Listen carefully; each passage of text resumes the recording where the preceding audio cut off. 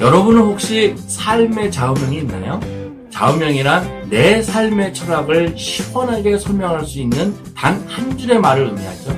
제 경험으로만 보자면 확고한 인생 좌우명을 갖고 있는 사람은 그다지 많지가 않은데요. 반면에 좌우명에 따라서 인생의 대부분의 시간을 흔들림 없이 살아가고 그런 속에서 사회적 성공을 이루어내고 또 살아온 이야기가 책으로까지 출판되는 사람들도 있습니다.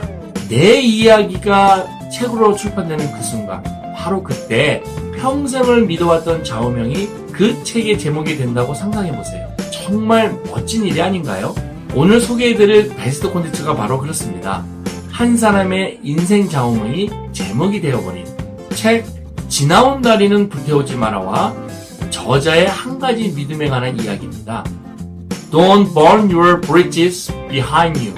지나온 다리를 불태우지 말라는 이 말은 미국의 오래된 속담인데요.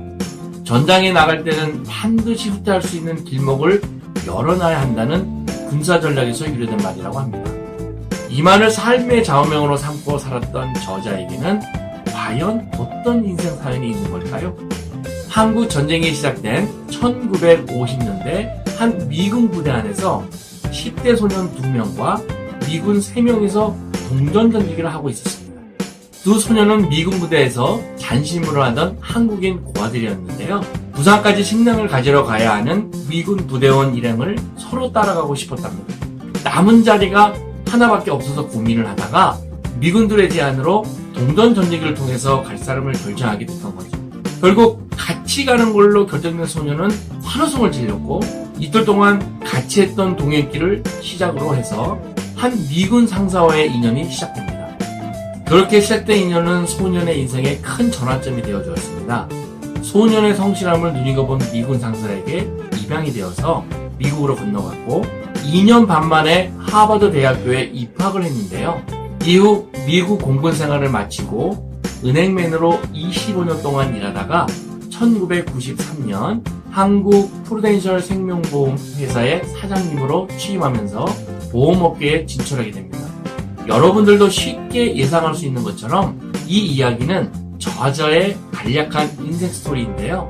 그분은 다름 아닌 제가 20년이라는 긴 세월 동안 몸담고 있는 저희 회사 프루덴셜 생명보험 회사의 제임스 최 스펙만 전 회장님이십니다. 스펙만 회장님은 우리나라에서는 아직 낯설기만 했던 종신보험을 그 당시 도입하면서 국내 보험업계의 전체 판도를 바꿨다는 세간의 평을 받는 기업인입니다. 제가 만난 어떤 분들에게도 뒤지지 않는 굳건한 프로 정신 때문에 많은 분들에게 존경을 받는 분이시기도 하고요.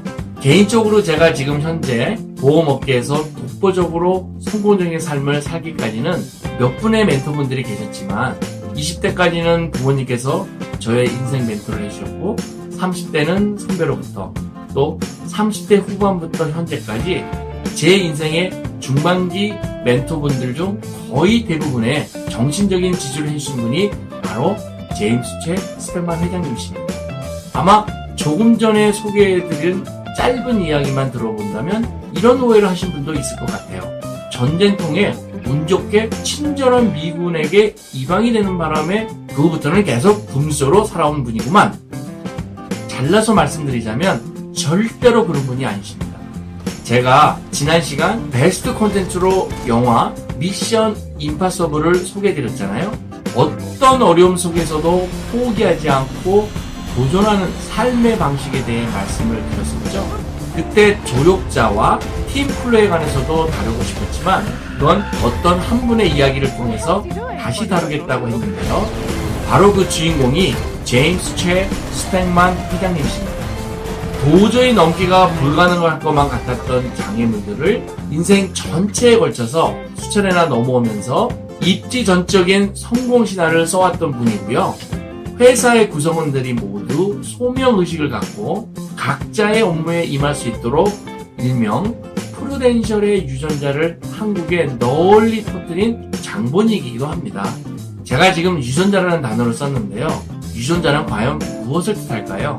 물론 유전자는 좋은 유전자와 나쁜 유전자가 있습니다. 좋은 유전자란 내 주변, 내 가정, 내 직장, 내 조국에 좋은 선한 영향력을 끼치는 것을 의미하고 나쁜 유전자란 그 반대 현상이겠죠. 자세한 내용은 이 책을 읽어보면 모두 아실 수가 있는데요. 아마 시중에는 이 책을 구하기가 힘들 겁니다.